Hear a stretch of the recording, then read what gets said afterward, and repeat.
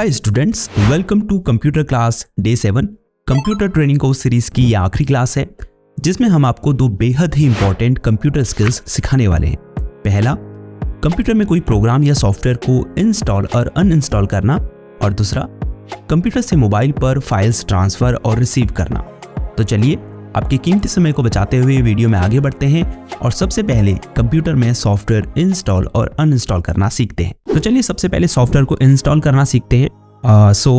हर software का एक specific purpose होता है, या कह सकते हैं हर एक सॉफ्टवेयर जो है एक अलग काम के लिए बना होता है, और इनको इंस्टॉल करने की जो प्रोसेस है वो भी बिल्कुल सेम नहीं हो सकती। थोड़ा बहुत डिफरेंस इनमें होगा, लेकिन अगर आप ये वीडियो देख लेंगे तो आपको आगे किसी भी सॉफ्टवेयर को इंस्टॉल करने में कोई दिक्कत नहीं होने वाली है। तो दो तरीके हैं जिनसे आप अपने पीसी या लैपटॉप में सॉफ्टवेयर इंस्टॉल कर सकते हैं। पहला, अगर आपने किसी सॉफ्टवेयर की सीडी डीवीडी खरीदी है, चूंकि कई सॉफ्टवेयर ऐसे होते हैं जो आपको सीडी डीवीडी के साथ में मिलते हैं। फॉर एग्जाम्पल, कोई एंटीवायरस सॉफ्टवेयर है तो वो आपको सीडी या डीवीडी के साथ में मिलेगा। इसे इंस्टॉल करने के लिए आपको सीडी या डीवीडी को अपने कंप्यूटर की डिस्क ड्राइव में इंसर्ट करना है। अब फाइल एक्सप्लोरर में जाएं और दिस पीसी पर क्लिक करें। आपको यहाँ डिवाइसेस एंड ड्राइव्स में सीडी ड्राइव दिखाई देगी। डबल क्लिक करके उसे ओपन कर लें और फिर सॉफ्टवेयर की इंस्टॉलर फाइल को यहाँ ढूंढें।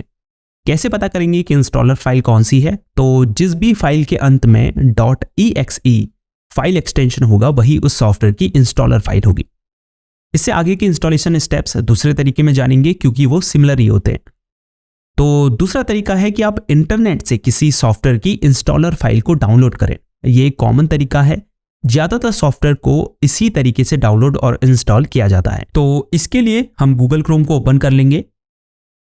अब सर्च बार में उस सॉफ्टवेयर का नाम टाइप करेंगे। जैसे हमें नोटपैड++ डाउनलोड करना है तो हम टाइप करेंगे डाउनलोड नोटपैड++ फॉर विंडोज 10। अब एंटर की दबाएंगे। ये कुछ ऐसा ही है जैसे आप अपने फोन में कोई थर्ड पार्टी सॉफ्टवेयर डाउनलोड करते हैं। इंटरनेट से किसी सॉफ्टवेयर को डाउनलोड करने से पहले आपको इन दो बातों का ध्यान जरूर रखना है। पहला, कि जिस भी वेबसाइट से आप सॉफ्टवेयर डाउनलोड करें वह एक जेन्युइन वेबसाइट हो। कहीं ऐसा ना हो आप सॉफ्टवेयर के चक्कर में कोई मेलवेयर डाउनलोड कर लें, तो इससे सतर्क रहें। दूसरा, आपका पीसी या लैपटॉप उस सॉफ्टवेयर की सिस्टम रिक्वायरमेंट्स को पूरा करता हो। ऐसा ना हो सॉफ्टवेयर 64 बिट का हो और आपका पीसी 32 बिट सपोर्ट करता हो। अगर आपका पीसी 32 बिट सपोर्ट करता है तो आपको हमेशा 32 बिट में ही सॉफ्टवेयर को डाउनलोड करना है। अब चूंकि ये नोटपैड++ की ऑफिशियल वेबसाइट है तो हम सबसे ऊपर दिख रहे लिंक पर क्लिक करेंगे। अब यहाँ पर नोटपैड के कई सारे वर्जन्स शो हो रहे हैं, तो हम इसके लेटेस्ट वर्जन को डाउनलोड करने के लिए सबसे ऊपर के लिंक पर क्लिक करेंगे। आप यहाँ देख सकते हैं आपको 64 बिट और 32 बिट दोनों ही सिस्टम के लिए इस सॉफ्टवेयर का सपोर्टेबल वर्जन मिल रहा है। चूंकि हमारा पीसी 64 बिट सपोर्ट करता है तो हम इसके नीचे दी गई इंस्टॉलर फाइल को डाउनलोड करेंगे। आप इसकी जिप फाइल को भी डाउनलोड कर सकते हैं, लेकिन फिर उसके साथ कई अननेसेसरी फाइल्स भी डाउनलोड हो जाएंगी जिनकी आपको उतनी ज़रूरत नहीं है। मैं आपको सजेस्ट करूंगा कि अगर उस सॉफ्टवेयर की इंस्टॉलर फाइल डाउनलोड करने का ऑप्शन आपको दिखाई दे रहा है तो उस पर ही क्लिक करें। ऊपर आप देख सकते हैं फाइल डाउनलोडिंग का नोटिफिकेशन शो होने लगा है और हमारी फाइल डाउनलोड हो चुकी है। अब हम इस फोल्डर आइकन पर क्लिक करके इस डाउनलोड फाइल को फोल्डर में शो करेंगे। ये रही नोटपैड++ की इंस्टॉलर फाइल। अब हम नोटपैड++ को इंस्टॉल करने के लिए इस पर डबल क्लिक करके इसे लॉन्च करेंगे। अब ये आपसे यूजर अकाउंट कंट्रोल मांगेगा। इससे कोई डरने वाली बात नहीं है, सीधे यस पर क्लिक कर दें। अब लैंग्वेज चूज करें, हम इसे इंग्लिश से रहने देंगे और ओके पर क्लिक करेंगे। अब आगे कंटिन्यू करने के लिए नेक्स्ट पर क्लिक करें। अब चाहे तो आप नोटपैड++ के लाइसेंस एग्रीमेंट को पढ़ सकते हैं, और अगर एग्रीमेंट की इन टर्म्स से एग्री करते हैं तो आगे कंटिन्यू करने के लिए आई एग्री पर क्लिक करें। अब आपको इंस्टॉलेशन लोकेशन चूज करनी है, यानी आप यहां ब्राउज पर क्लिक करके उस फोल्डर को चूज कर सकते हैं जहां आपको नोटपैड++ के सेटअप को इंस्टॉल करना है। आप मेक न्यू फोल्डर पर क्लिक करके एक नए फोल्डर में भी इसके सेटअप को डाउनलोड कर सकते हैं। चूंकि हमें प्रोग्राम फाइल्स फोल्डर के अंदर ही इसे रखना है तो हम नेक्स्ट पर क्लिक करेंगे। लेकिन उससे पहले एक बात ध्यान देने वाली है कि जिस भी फोल्डर में आप सेटअप फाइल इंस्टॉल कर रहे हैं उसमें जो अवेलेबल स्पेस है वो इस फाइल के साइज से ज्यादा होना चाहिए। इस पेज में आप चूज कर सकते हैं नोटपैड++ के किन फीचर्स को आप इंस्टॉल करना चाहते हैं। इन फीचर्स के आगे जो छोटा सा चेक बॉक्स है अगर आप उसे अनचेक कर देंगे तो ये फीचर आपके नोटपैड से हट जाएगा। लेकिन मैं आपको सजेस्ट करूंगा कि इन्हें ना छेड़ें और सीधे नेक्स्ट पर क्लिक कर दें। अब नोटपैड प्लस प्लस इंस्टॉल होने के लिए रेडी है। अगर आप यहां डेस्कटॉप में इसका शॉर्टकट क्रिएट करना चाहते हैं तो इस चेकबॉक्स को सिलेक्ट करें और फिर इंस्टॉल पर क्लिक कर दें। आप देख सकते हैं notepad plus plus successfully install हो चुका है। अगर आप इसे अभी रन नहीं करना चाहते तो इस चेकबॉक्स को अनचेक करें और फिनिश पर क्लिक कर दें। अब आप डबल क्लिक करके इसे यहां से ओपन कर सकते हैं। इसके अलावा सर्च बॉक्स में नोटपैड प्लस प्लस टाइप करेंगे तो इसे यहां से भी ओपन किया जा सकता है। तो इतना सिंपल है कंप्यूटर में सॉफ्टवेयर इंस्टॉल करना।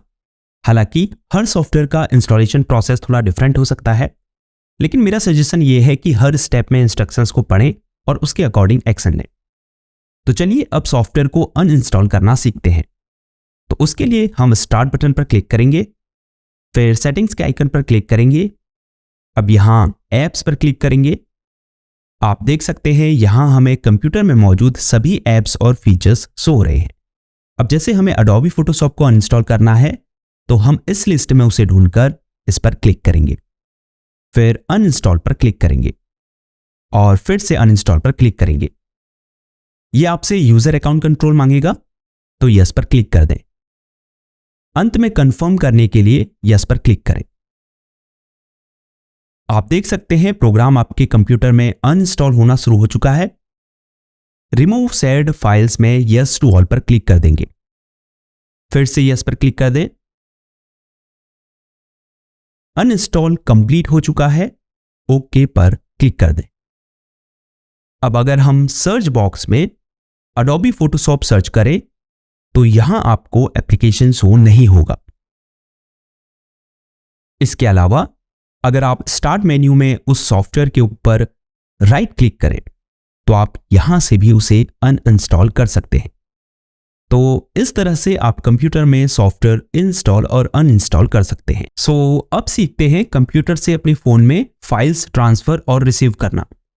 हालांकि हम आपको एक पीसी से दूसरे पीसी में फाइल्स कैसे ट्रांसफर करते हैं ये भी सिखाते, लेकिन वो एक लंबी प्रोसेस है जिससे ये वीडियो काफी लंबी हो जाएगी। अगर आप चाहते हैं हम इस पर भी एक वीडियो बनाएं तो नीचे कमेंट कीजिए, हम जल्द ही इस पर एक डिटेल वीडियो बना देंगे।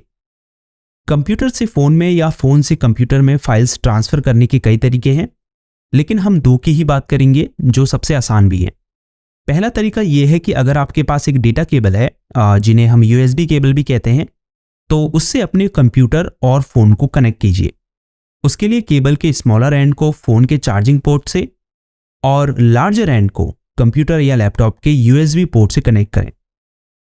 जैसे ही आप दोनों डिवाइस को कनेक्ट करेंगे आपके फोन में एक नोटिफिकेशन आएगा जिसमें 3 ऑप्शन आपको शो होंगे। चूंकि हम ऑडियो, वीडियो और इमेज सभी प्रकार की फाइल्स को ट्रांसफर करना चाहते हैं तो हम सेकंड ऑप्शन फाइल ट्रांसफर पर क्लिक करेंगे। जैसे ही आप क्लिक करेंगे फाइल एक्सप्लोरर की विंडो ओपन होगी और उसमें आपके कनेक्टेड फोन की इंटरनल स्टोरेज आपको शो होने लगेगी। अगर ये इस तरह से न ओपन हो तो अपने कनेक्टेड फोन को एक्सेस करने के लिए टास्क बार से फाइल एक्सप्लोरर को ओपन करें, फिर दिस पीसी में क्लिक करें।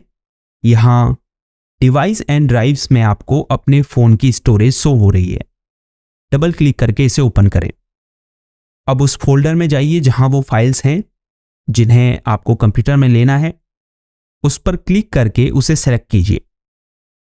आप एक साथ मल्टीपल फाइल्स को भी सेलेक्ट कर सकते हैं।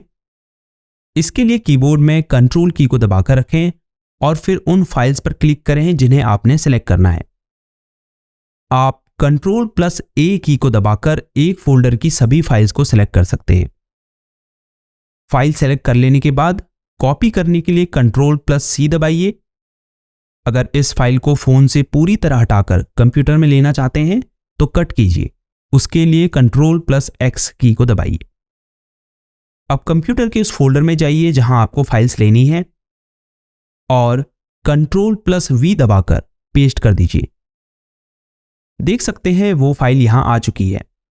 इसी तरह से आप कॉपी या कट करके कंप्यूटर की फाइल को फोन में भी ले सकते हैं। फाइल्स ट्रांसफर करने का दूसरा आसान तरीका यह है कि आप ब्लूटूथ के माध्यम से वायरलेसली डेटा को ट्रांसफर करें। इसके लिए फाइल एक्सप्लोरर को ओपन करें। अब जिस फाइल को आपने ट्रांसफर करना है उस फाइल को सिलेक्ट करके उस पर राइट क्लिक करें। पॉपअप मेन्यू में नीचे की तरफ सेंड टू ऑप्शन पर क्लिक करें और फिर ब्लूटूथ डिवाइस ऑप्शन पर क्लिक करें।